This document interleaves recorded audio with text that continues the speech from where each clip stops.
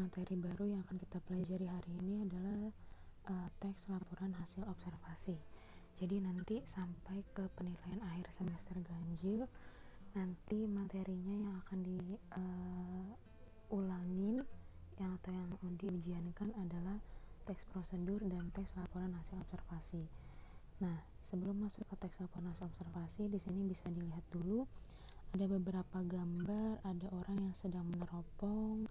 Kemudian di gambar ini ada anak kecil yang melihat ulat di atas daun, kemudian ada kupu-kupu di sini.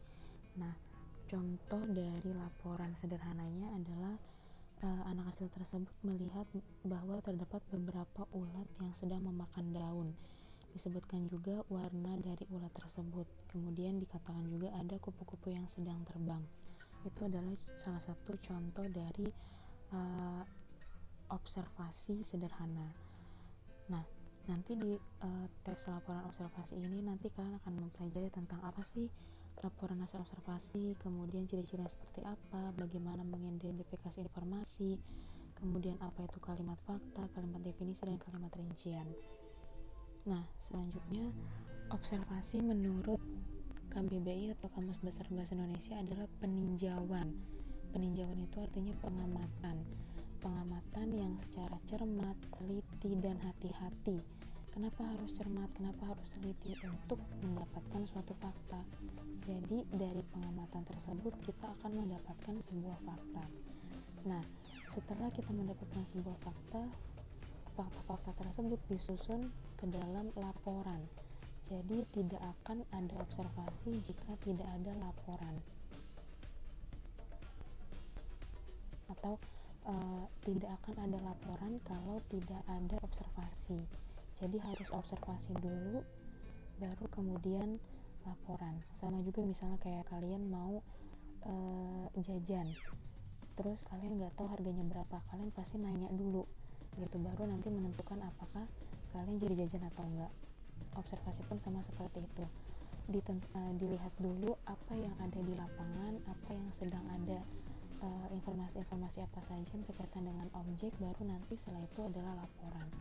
Maka laporan adalah hasil dari observasi yang berisi penjabaran umum.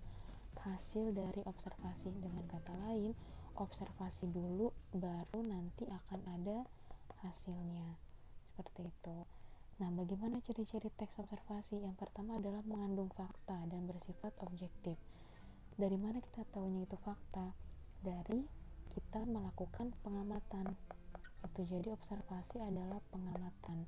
Jadi melakukan pengamatan dulu baru nanti akan mendapatkan faktanya seperti apa. Kemudian yang kedua adalah tidak memasukkan hal-hal yang menyimpang, prasangka, dan pemihakan. Maksudnya adalah tidak di dalam sebuah teks observasi itu tidak ada yang dikurang-kurangi, tidak ada yang dilebih-lebihkan. Atau misalnya saya minta kalian untuk meneliti atau mengamati tanaman-tanaman apa saja yang ada di sekitar kalian. Nah, saya emang gak akan ke rumah kalian, tapi kalian juga tidak bisa berbohong atau tidak bisa menulis suatu kebohongan dengan misalnya menuliskan ada 5 tanaman, ada tanaman A, B, dan sebagainya, padahal kenyataannya kalian belum mengamati, kalian hanya melihat di internet aja. Nah, itu tidak boleh. Jadi ketika saya minta kalian untuk tolong amati tanaman apa saja ada di sekitar kalian, maka kalian harus melihat di sekitar kalian. Ternyata di dekat rumah saya ada tanaman A, ternyata di rumah saya ada tanaman B, dan sebagainya gitu. Yang ketiga adalah disajikan secara menarik, baik dari segi isi maupun tata bahasa. Kenapa? Karena observasi ini bahasa lebih lanjutnya adalah penelitian. Jadi kalau kalian melakukan observasi, maka kalian adalah seorang peneliti. Gitu. Yang keempat, ditulis secara lengkap sesuai dengan pengamatan. Tadi balik lagi ke yang pertama. Jadi observasi ini harus penelitian, harus pengamatan, melakukan pengamatan. Nggak bisa kalian nyontek punya teman kalian, nggak bisa kalian hanya menduga-duga, kayaknya ada ini, kayaknya ada itu, nggak bisa. Jadi harus melihat apa yang sebenarnya terjadi. Nah, contoh lainnya ini adalah salah satu contoh teks observasi.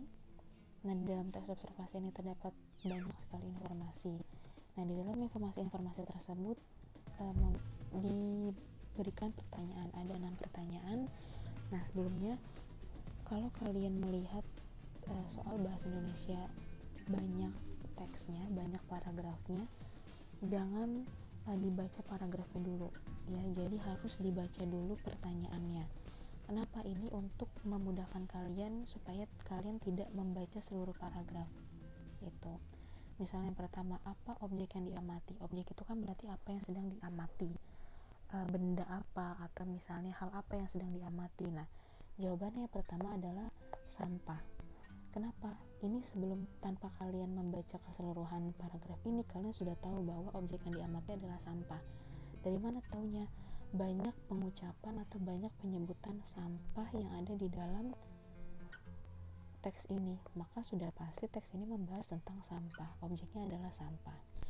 Kemudian yang kedua, berapa jumlah sampah? Jumlah itu adalah angka, ya kan? Maka sebelum kalian membaca semua paragraf, sudah pasti kalian melihat satu angka di sini, 11.330, maka ini adalah jawaban nomor 2. Kemudian yang nomor 3, ada berapa jenis sampah? Namanya ada berapa jenis sampah, pertanyaan yang digunakan berapa, maka jawabannya adalah menyatakan angka. Ada berapa jenis sampah? Nah, kita lihat di sini, berdasarkan sifatnya sampah dibagi menjadi 2, yaitu organik dan anorganik. Maka ini jawaban nomor 3. Tuh. Nomor 4, apa perbedaan sampah organik dan anorganik? Gak usah dibaca lagi paragraf pertama, langsung ke paragraf kedua. Oh, sampah organik nih, ada sampah organik. Nah, ini maka jawaban nomor 4. Nah, sampah anorganik apa? Sampah anorganik merupakan sampah yang tidak mudah diuraikan, maka ini juga jadi jawaban nomor 4. Nomor 5, apa contoh sampah organik? Tinggal meneruskan yang selanjutnya. Contoh sampah organik adalah ini, maka ini jawaban nomor 5. Sementara nomor 6 nya adalah apa contoh sampah anorganik, langsung dilanjutkan lagi. Nah, ini jelasin coba nomor 5 seperti itu. Nah, di dalam sebuah teks observasi itu terdapat 3 jenis kalimat. Yang pertama adalah kalimat fakta. Kalimat fakta ini adalah kalimat yang berdasarkan pada kenyataan atau kejadian sesungguhnya. Jadi misalnya kalau kalian mendapatkan informasi, misalnya terjadi banjir di Pasar Minggu dan menelan korban 15 orang luka-luka, maka 15 itu adalah kalimat fakta. Jadi kalimat fakta itu ditandai dengan bukti. Apa buktinya? Buktinya bisa berupa angka, bisa berupa pernyataan kejadian. Apa contoh pernyataan kejadian? Misalnya, sudah terjadi, atau pernah terjadi, atau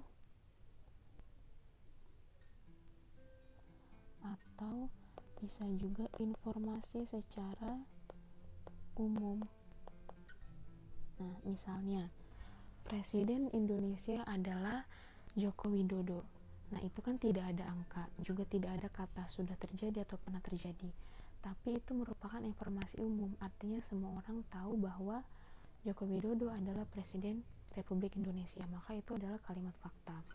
Nah, di sini di dalam teks ini kita cari kalimat fakta.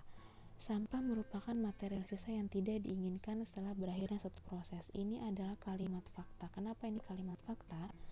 Karena kalian bisa tahu bahwa sampah itu kan memang hasil dari proses yang tidak diinginkan, atau ya setelah kalian makan misalnya mungkin ada sisa-sisa. Nah, sisa-sisa itu adalah sampah, maka itu adalah kalimat fakta.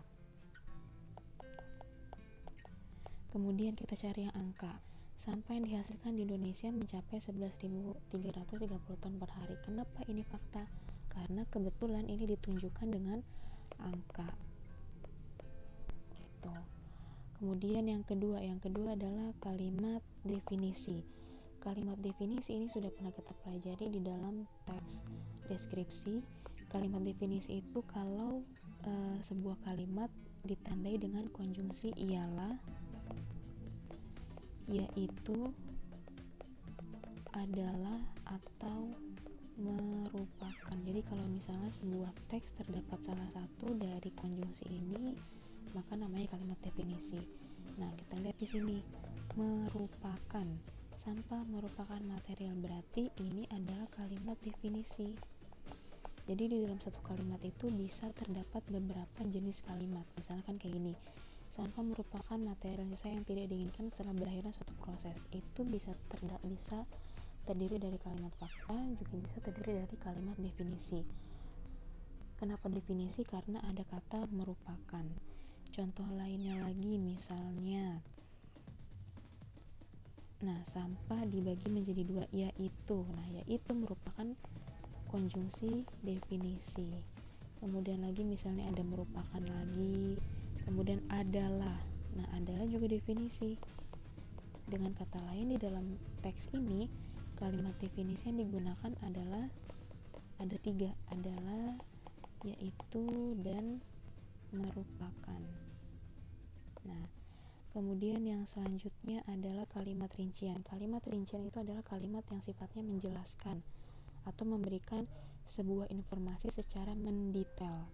Ya, misalnya kita langsung ke paragraf 2 dan 3 aja. Misalnya contoh sampah organik adalah sampah yang mudah membusuk seperti ini.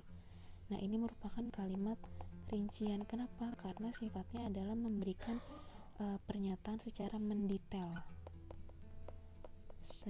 mendetail tentang apa sih contoh sampah organik itu.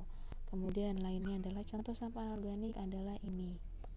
Ini juga termasuk dalam kalimat rincian karena sifatnya adalah memberikan detail dari contoh dari kalimat atau contoh dari sampah anorganik gitu. Yang selanjutnya ini merupakan tentang gagasan utama. Gagasan utama ini nanti akan kalian pelajari di kelas 8, kelas 9, sampai bahkan nanti kalian SMA. Apa sih gagasan utama? Gagasan utama itu adalah gagasan utama sama juga dengan gagasan umum, sama juga dengan kalimat utama, yang artinya adalah inti atau lagi membicarakan apa sih paragraf tersebut gitu. Letaknya selalu berada di tiap paragraf. Jadi kalau ada satu paragraf berarti kalimat utamanya hanya ada satu.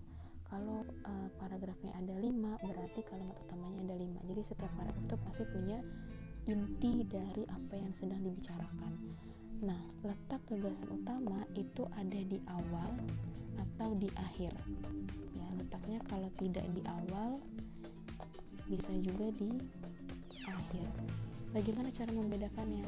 Kalimat utama yang ada di akhir biasanya ditandai dengan konjungsi ini.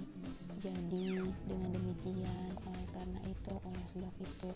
Maka kalau misalnya dalam sebuah paragraf kalimat akhirnya tidak ada konjungsi ini, maka dengan kata lain gagasan utamanya adalah letaknya berada di awal.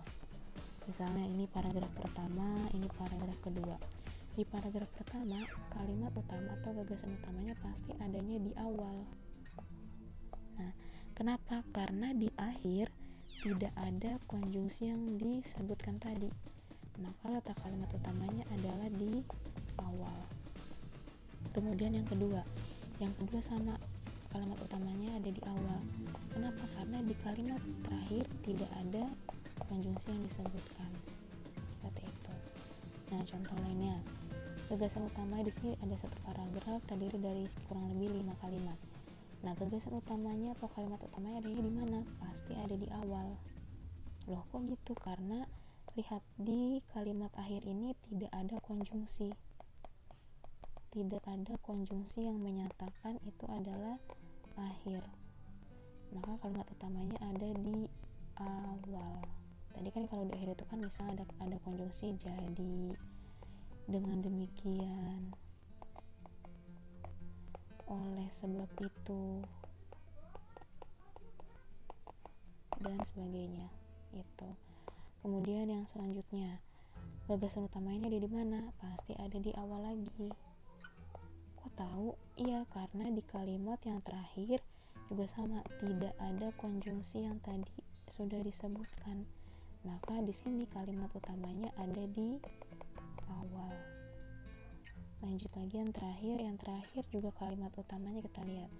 Nah, yang terakhir ini kalimat utamanya ada di akhir. Kenapa?